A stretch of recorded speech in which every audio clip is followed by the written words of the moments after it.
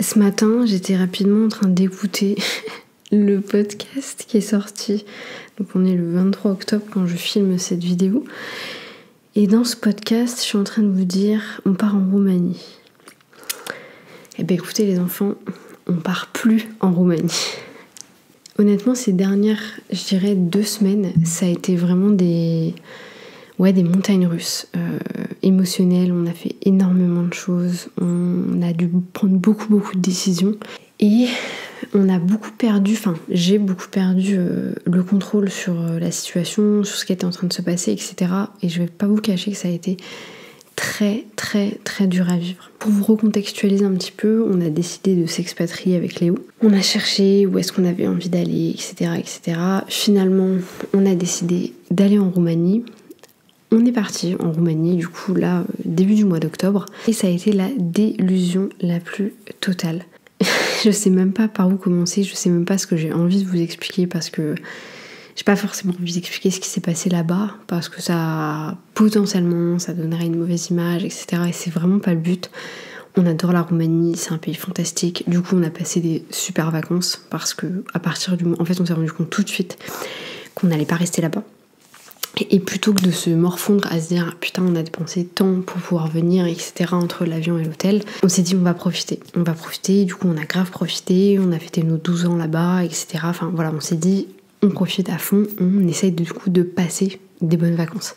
Et c'est pour ça que je me suis retrouvée en fait à devoir déconnecter un maximum parce que émotionnellement parlant, et vraiment c'est la première fois que ça m'arrive, je n'étais pas capable de faire mon travail. Genre j'avais du coup un appel qui était prévu, j'ai dû l'annuler parce que je n'aurais pas été capable en fait d'être moi-même, de faire les choses etc. Enfin ouais vraiment des montagnes russes.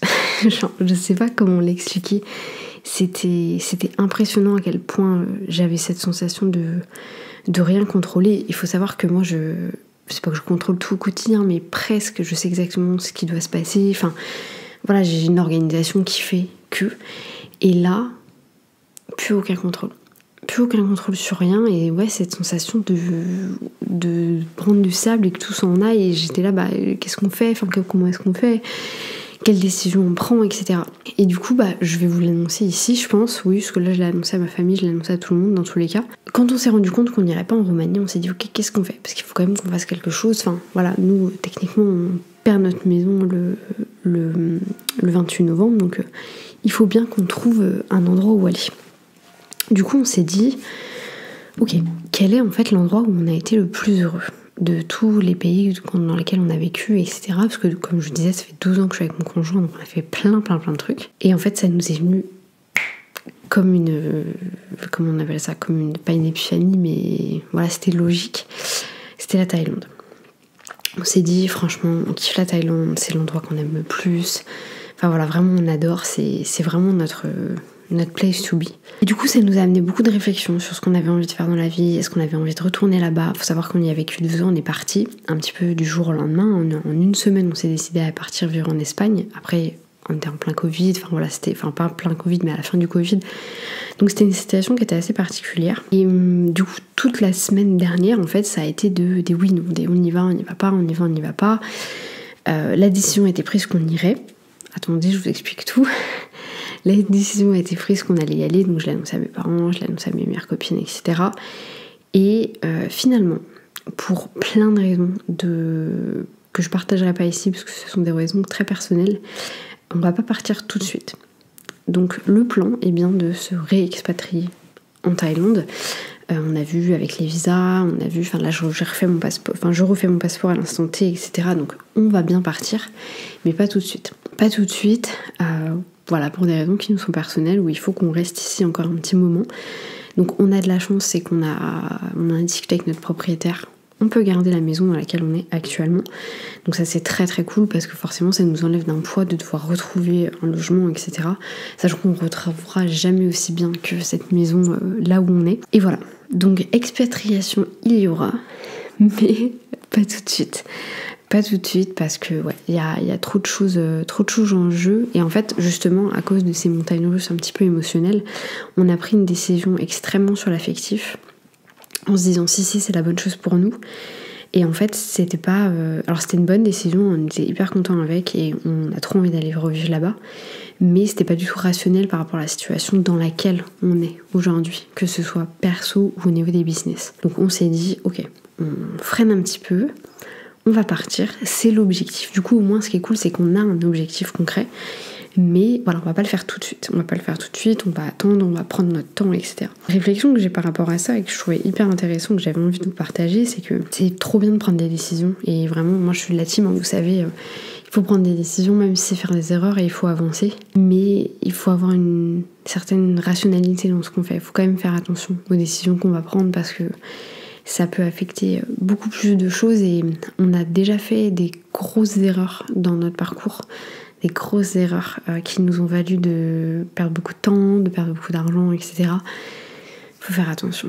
Faut faire attention parce que c'est bien quand l'émotionnel rend compte, parce que du coup forcément ça amène de la motivation, on est très heureux par rapport à la décision qu'on a envie de prendre, etc. Mais du coup ça peut aussi faire qu'on prend une décision qui semble bonne à l'instant T, mais ne le serait pas finalement sur le très long terme. Il faut savoir par exemple que, alors nous on a la capacité de se décider assez rapidement et on est vachement aligné avec ce qu'on veut faire dans la vie, donc ça c'est très très cool.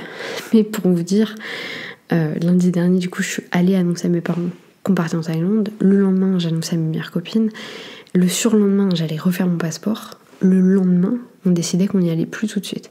Enfin, tout est passé hyper vite. Après, moi je vous invite aussi à vraiment faire ce pour et contre un petit peu de la situation dans laquelle vous êtes et de ce que ça va vous apporter, etc. Et de prendre en considération, bien entendu, l'environnement dans lequel vous êtes, les personnes avec qui vous êtes, tout ça, quoi. C'est vrai que c'est une bonne chose, je pense, d'être deux dans ce genre de conversation, de décision, parce que du coup on a pu se challenger un petit peu sur la situation, ce qu'on avait envie de faire, ce qui nous semblait logique, etc. Et peut-être qu'un jour je vous raconterai pourquoi est-ce qu'on reste même si en soi c'est hyper perso, donc je sais pas, mais ouais, je pense que c'est vraiment des choses qui sont beaucoup à prendre en compte. Après, une réflexion aussi qu'on s'est amenée qui était un petit peu pas péjorative, mais on est deux personnes hyper capricieuses. Genre vraiment, enfin, je sais pas si c'est le bon terme, mais genre là, par exemple, là, on voulait pas rester ici parce que ça allait être l'hiver et qu'on n'avait pas envie de passer l'hiver. Et en fait, avec la situation actuelle, je m'étendrai pas là-dessus, on était là, putain, mais on est vraiment des capricieux. Enfin, il y a des gens qui vivent des choses horribles au quotidien. Et nous, on est là à se dire « Oh, on n'a pas envie de faire l'hiver, parce que franchement, ça fait chier, on va avoir froid. On va alors payer de l'électricité. » C'est ouf. Franchement, c'est ouf. Et je pense que c'est la situation qui est en train de se passer dans le monde aujourd'hui, elle est intéressante à prendre en compte. Je sais qu'il y a beaucoup de gens qui s'y intéressent pas, qui regardent pas les infos, qui comprennent pas ce qui se passe. Moi, je regarde le minimum possible. Je m'intéresse quand même à la situation parce que c'est très intéressant de comprendre ce qui s'est passé avant de juger qui que ce soit, quoi que ce soit, et de vouloir... bref, je vais pas m'étendre là-dessus, parce que sinon on va rentrer dans un débat de l'année. Mais en tout cas, intéressez-vous à ce qui se passe dans la vie, dans le quotidien aussi des autres, avant d'imager un petit peu ce qui se passe pour vous, parce qu'aujourd'hui, on a beaucoup de chance, peu importe les personnes qui vivent en France aujourd'hui, ont beaucoup de chance, nous encore plus, ici, dans la situation dans laquelle on est.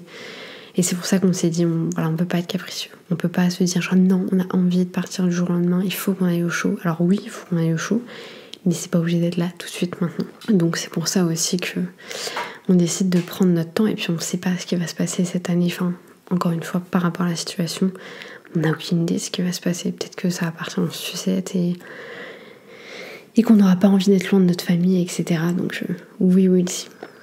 Bref, c'était un petit podcast du coup pour vous annoncer qu'on allait en Thaïlande mais qu'on partira un petit peu plus tard cette année, donc pas cette année d'ailleurs, ce sera 2024 pour le coup, on va passer l'hiver ici. Mais voilà, c'était... Ouais, là je vous parle de montagne russe mais en soi je suis toujours dedans, je suis toujours vraiment à me poser plein de questions, que ce soit pour la vie perso, que ce soit pour le business, et c'est aussi pour ça que j'ai envie de vous partager plus de choses, alors pas personnelles, mais plus de choses de mon quotidien aussi, parce que franchement des prises de conscience j'en ai tous les jours.